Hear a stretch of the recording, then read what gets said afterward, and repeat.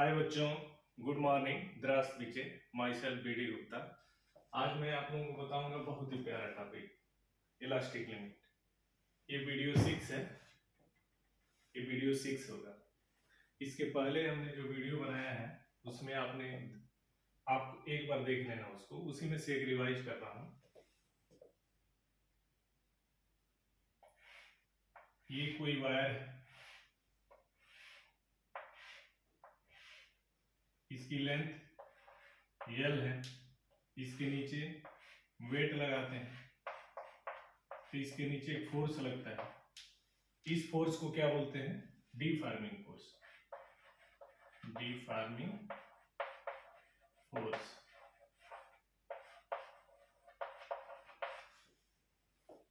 इस deforming force की वजह से इसका लेंथ इंक्रीज होता है। तो ये हो गया, अगर इंक्रीज हो गया कितना हो गया? Delta L. जब इस फोर्स की वजह से लेंथ इंक्रीज होता है, ठीक उस समय इस वायर के अंदर ऊपर की ओर एक फोर्स लगता है जिसको क्या बोलते हैं? रिस्टोरिंग फोर्स बोलते हैं। ये हो गया रिस्टोरिंग फोर्स। अब पिछले वीडियो में हमने बताया था स्ट्रेस क्या है, इसी बेस पे ये restoring force divided by area. Restoring force per unit area is said to be stress. तो यहाँ पे मेन इंपॉर्टेंट पॉइंट क्या है हमारे लिए हर वीडियो में, इस चैप्टर के लिए क्या हमें समझना बहुत जरूरी है, वो ये है, वेट लगाते हैं तो नीचे की ओर फोर्स लगता है।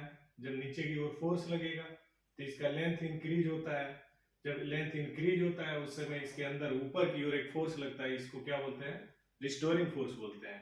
अब यहां से स्ट्रेस आता है, स्ट्रेस बराबर क्या होता है? Restoring force divided by area, यानी restoring force per unit area is said to be stress. Weight, force, deforming force, restoring force, stress, ये अच्छे से तैयार करके रखना आप लोग, क्योंकि हायर क्लास में जाओगे तो वहां भी मिलेगा। जैसे बीएससी करने जाओगे, BSc first year second year, वहां के सिलेबस में आप लोगों को ये सब मिलेगा। तो इसलिए यहाँ पे बी केयरफुल। वेट लगाने से एक फोर्स लगता है नीचे की ओर जिसको डिफॉर्मिंग फोर्स कहते हैं। इस डिफॉर्मिंग फोर्स की वजह से लेंथ इतनी थी, अब इंक्रीज होके डेल्टा एल हो गई। अब जब ये इंक्रीज होती है ऊपर की ओर एक फोर्स लगता है जिसको क्या बोलते हैं? रिस्टोरिंग फोर्स बोलते हैं। यहां से स्ट्रेस बराबर क्या होता है? Restoring force divided by area. Restoring force per unit area is said to be stress. ये इतना यहां भी काम आएगा। अब इलास्टिक लिमिट को डिफाइन करते हैं, इस बेस पे इसको डिफाइन करते हैं। ये हमारा बेस है इसको डिफाइन करने के लिए। देखिए, अगर यहाँ पे ये जो फोर्स लग रहा है डिफॉर्मिंग फोर्स, अगर 1 न्यूटन लगाते हैं नीचे की ओर तो इसका लेंथ कुछ इंक्रीज होगा। अब जैसे इस 1 न्यूटन को हटाते हैं फिर ये वापस अपने जगह पे चला जाता है, ये यहाँ था, यहाँ आ जाता है। अब हम क्या करते हैं, 1 न्यूटन के बजाय 2 न्यूटन लगाते हैं, देखते हैं इसकी लेंथ और इंक्रीज हो जाती है। जैसे इस 2 न्यूटन को हटाते हैं फिर ये अपनी जगह पे वापस आ जाती है। अब लगाते हैं 3 न्यूटन। 3 न्यूटन फोर्स लगाते हैं डिफॉर्मिंग फोर्स नीचे की ओर, तो फिर इसकी लेंथ और इंक्रीज होती है। जैसे 3 न्यूटन हटाते हैं फिर ये अपनी जगह पे वापस आ जाती है, यहां तक आई फिर वापस आ जाती है। अब 4 न्यूटन लगाते हैं, 4 न्यूटन लगाएंगे डिफॉर्मिंग फोर्स तो इसकी लेंथ इंक्रीज होते होते यहां तक आई, मान लिया हमने। जैसे 4 न्यूटन हटाते हैं फिर ये अपने जगह पे वापस आ जाती है, यहां पे आ जाती है। आगे अब लगाते हैं 5 न्यूटन। जब 5 न्यूटन लगाते हैं तो ये और लेंथ इसकी और इंक्रीज होती है। जैसे 5 न्यूटन हटाते हैं फिर अपने जगह पे वापस आ जाता है। आगे अब लगाते हैं 6 न्यूटन। 6 न्यूटन लगाने से क्या होगा? लेंथ इसकी इंक्रीज हो जाती है। जैसे 6 न्यूटन यहां से हटाते हैं ये वापस नहीं जाती है, ये वापस नहीं जाएगी, वो खींची की खींची रह जाएगी। तो किस वैल्यू पे वापस चली जा रही है? 1 पे, 2 पे, 3 पे, 4 पे, 5 पे। तो इसमें मैक्सिमम कौन है? 5 न्यूटन। इस 1 न्यूटन लगाओ तो वापस, 2 न्यूटन लगाओ वापस, 3 न्यूटन लगाओ वापस, 4 न्यूटन लगाओ वापस, 5 न्यूटन लगाओ वापस, 6 न्यूटन लगाओ, अब वापस नहीं होगा। तो 5 न्यूटन ये डिफॉर्मिंग फोर्स की मैक्सिमम वैल्यू है, जिसपे ये क्या करता है, वापस आ जाता है, मतलब इलास्टिक बिहेवियर क्या करता है, शो करता है। और 6 न्यूटन पे क्या करता है, इलास्टिक बिहेवियर शो नहीं करता है। तो यहाँ पे 5 न्यूटन मैक्सिमम वैल्यू हो गया किसका, इस फोर्स का, डिफॉर्मिंग फोर्स का। तो हम इसको डिफाइन करते हैं इस बेस पे, लिख लीजिए इसको, maximum value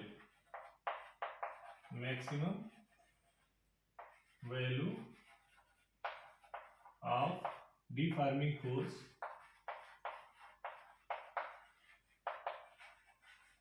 maximum value of deforming force up to which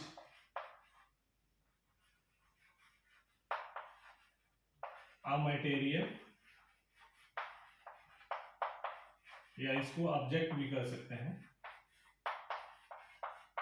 सो दिखाता है, बताता है इट्स इलास्टिक बिहेवियर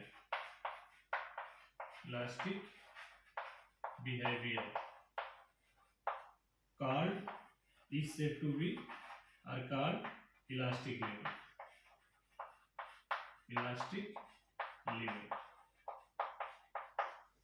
कोई पूछता है इलास्टिक लिमिट बताइए, तो कैसे बताते हैं, एक न्यूटन का फोर्स लगाया, इसकी लेंथ इंक्रीज होती है, 1 न्यूटन हटाओ, फिर अपनी जगह पे वापस आती है, फिर फोर्स की क्वांटिटी बढ़ाओ, अब 2 न्यूटन कर दिया, तो फिर लेंथ और इंक्रीज होगी, 2 न्यूटन हटाओ, फिर अपनी जगह पे वापस, फिर फोर्स की क्वांटिटी और बढ़ाओ, तो और बढ़ाते हैं, तो लेंथ इंक्रीज और होता है, फिर हटाते हैं वापस। तो ऐसे देखते देखते हमें देखते हैं 5 न्यूटन का फोर्स लगाते हैं, तो नीचे इसकी लेंथ इंक्रीज होती है, जैसे हटाते हैं वापस चली जाती है अपने ओरिजिनल पोजीशन पे, यानी इलास्टिक बिहेवियर शो करती है, इलास्टिसिटी को शो करती है। और जैसे ही 6 न्यूटन लगाते हैं, 6 न्यूटन पे वापस नहीं जाती है, तो कहां तक वापस जाती है, 1 पे भी वापस जाती है, 2 पे भी जाती है, 3 पे भी जाती है, 4 पे भी जा रही है, 5 पे भी जा रही है। तो इसमें मैक्सिमम कौन है, 1 2 3 4 5 न्यूटन मैक्सिमम है। मैक्सिमम किसकी, इस डिफॉर्मिंग फोर्स की वैल्यू मैक्सिमम है यहाँ पे। इस मैक्सिमम वैल्यू को क्या बोलते हैं यहाँ पे, इलास्टिक लिमिट। कोई बोलता है इलास्टिक लिमिट 5 न्यूटन है, तो इसका मतलब क्या हुआ कि मतलब अगर 5 न्यूटन तक फोर्स क्या करता है, लगाते हैं हम तो वापस चला जाता है, जैसे 6 न्यूटन का लगाते हैं वापस नहीं जाता है। तो यहाँ पे इलास्टिक लिमिट को ऐसे डिफाइन करते हैं। In the case of maximum, इसी को दूसरा डेफिनेशन भी है, उससे भी डिफाइन कर सकते हैं, मिनिमम लगा के। देखिए, तो इसको लिख लेना आप लोग कि क्या बोलते हैं, maximum value of deforming force up to which material को, ऑब्जेक्ट को क्या करता है, अपना ओरिजिनल कॉन्फ़िगरेशन गेन कर लेता है, उसको क्या बोलते हैं, इलास्टिक लिमिट बोलते हैं। मैक्सिमम वाले केस में डिफाइन किया, ये 5 न्यूटन पे वापस चला जाता है, 6 पे नहीं चला जाता, 5 इसके लिए मैक्सिमम हो गया। अब मिनिमम वाले केस पे भी डिफाइन कर सकते हैं। तो देखिए, 1 न्यूटन लगाया, यहाँ पे देखिए 1 न्यूटन लगाया वापस, 2 लगाया वापस, 3 लगाया वापस, 4 लगाया वापस, 5 लगाया वापस, 6 लगाया वापस नहीं गया। अगर यहाँ पे 7 भी लगाए तो वापस नहीं जाएगा, 8 भी लगाए तो वापस नहीं जाएगा।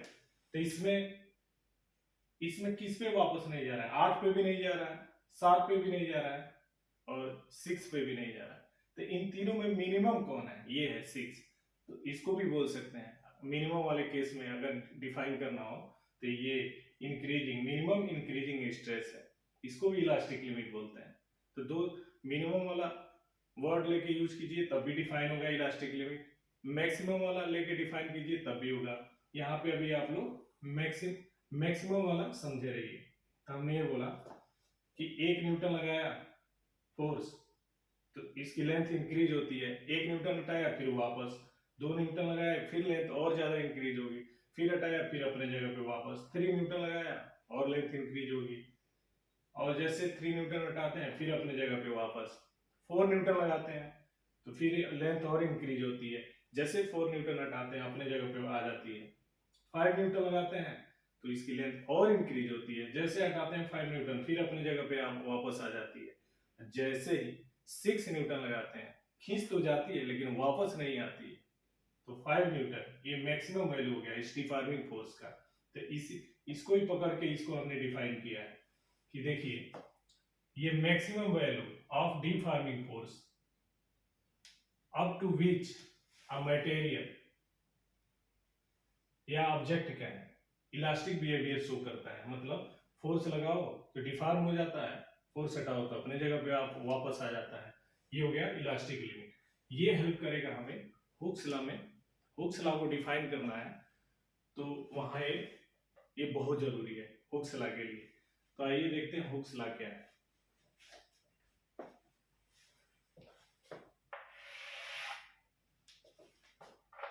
हुक्स लॉ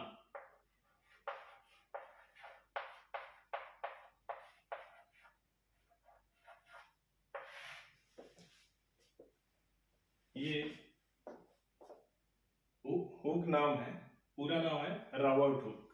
इन्होंने इसको डिस्कवर किया, फाइंड किया और इसको बताया, तो इनके ही नाम पे चलता है Hooke's law.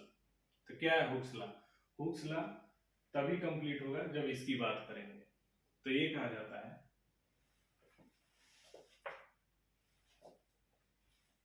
Within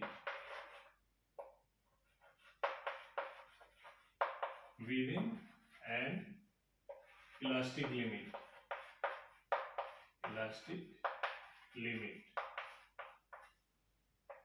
stress is proportional to strain। Hooke's law ये कहते हैं with in an elastic limit. अभी इलास्टिक लिमिट बताया, यहां से with in an elastic limit stress क्या होता है स्ट्रेन के प्रोपोर्शनल होता है। इसका मतलब हुआ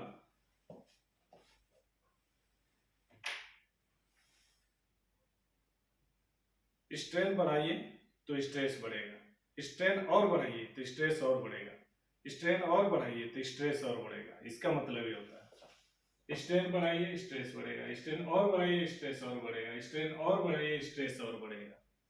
तो यहाँ पे ये लिखते हैं stress is proportional to strain.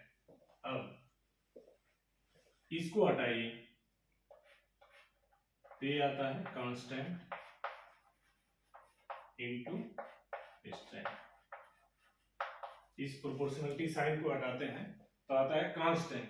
अब यहाँ स्ट्रेस है यहाँ स्ट्रेन है तो यहाँ पे लिख सकते हैं or stress divided by strain is equal to constant. यही हुक्स लॉ। हमने ये बताया हुक्स लॉ क्या है within an elastic limit stress proportional to strain. यानी इसका मतलब ये होता है स्ट्रेन बढ़ाइए स्ट्रेस बढ़ेगा, स्ट्रेन और बढ़ाइए स्ट्रेस और बढ़ेगा, स्ट्रेन और बढ़ाइए स्ट्रेस और बढ़ेगा। तो यहाँ पे हम लिख सकते हैं stress is proportional to strain. इस साइन को हटाते हैं तो कांस्टेंट आता है, यहाँ स्ट्रेन है तो इनटू स्ट्रेन। अब स्ट्रेस बाय स्ट्रेन बराबर कांस्टेंट हो गया। इस कांस्टेंट को क्या बोलते हैं हुक्स कांस्टेंट। इस कांस्टेंट को क्या बोलेंगे Hooke's constant. Hooke's constant Hooke's constant है। अब इसका और भी इसका नाम दे देते हैं तो बोलते हैं modulus of elasticity. Modulus of elasticity. कोई पूछता है आप लोगों से मॉडुलस मतलब क्या होता है? मॉडुलस का मतलब होता है मेजरमेंट, इलास्टिसिटी को नापना, इलास्टिसिटी का मेजरमेंट। तो हमने ये कहा stress is proportional to strain, इसको हटाते हैं कांस्टेंट आता है तो constant into strain, stress by strain यहां से लिख सकते हैं कांस्टेंट। अब इस कांस्टेंट को क्या बोलते हैं हुक्स कांस्टेंट। इसका अगला नाम क्या दे देते हैं मॉडुलस ऑफ इलास्टिसिटी। मॉडुलस मतलब मेजरमेंट। अब यहां से एक बहुत ही पॉपुलर बहुत ही फेमस बहुत ही मजेदार क्वेश्चन एक है, बहुत ही पॉपुलर है कि स्टील मोर इलास्टिक होता है एज कंपेयर टू रबर, ऐसा क्यों? एक क्वेश्चन आता है आप लोगों के कंपटीशन में भी, आप लोगों के बोर्ड में भी, कि बताइए स्टील मोर इलास्टिक है एज कंपेयर टू रबर, ऐसा क्यों? तो इसी बेस पे डिफाइन करते हैं कि अगर कोई मटेरियल है उसका मॉडुलस ऑफ इलास्टिसिटी क्या है, ज्यादा है, तो उसका स्ट्रेस क्या होगा, ज्यादा होगा, और जिसका स्ट्रेस जितना ज्यादा होगा वो मटेरियल उतना ही मोर इलास्टिक होता है, मोर इलास्टिक होगा। ये कहा जा रहा है कोई भी मटेरियल है उसका अगर मॉडुलस ऑफ इलास्टिसिटी ज्यादा है तो इस फार्मूले पे आइए, इस मॉडुलस ऑफ इलास्टिसिटी क्या है, इस कांस्टेंट को कर रहा है। अगर मॉडुलस ऑफ इलास्टिसिटी क्या आ रही है, ज्यादा आ रही है, तो उस मटेरियल का स्ट्रेस क्या होगा, ज्यादा होता है, और जो मटेरियल ज्यादा स्ट्रेस होता है, जिसका स्ट्रेस ज्यादा होता है, वो मोर इलास्टिक होता है। यही रीजन है कि स्टील क्या होता है, मोर इलास्टिक होता है एज कंपेयर टू रबर। इसको और थोड़ा डिटेल समझ लेते हैं। देखिए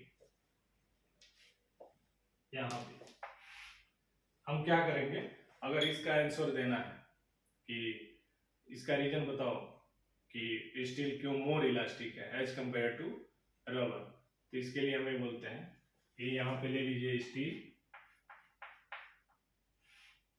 जितना लंबा चौड़ा पतला लेते हैं उतना ही रबर भी ले लीजिए, ऐसे।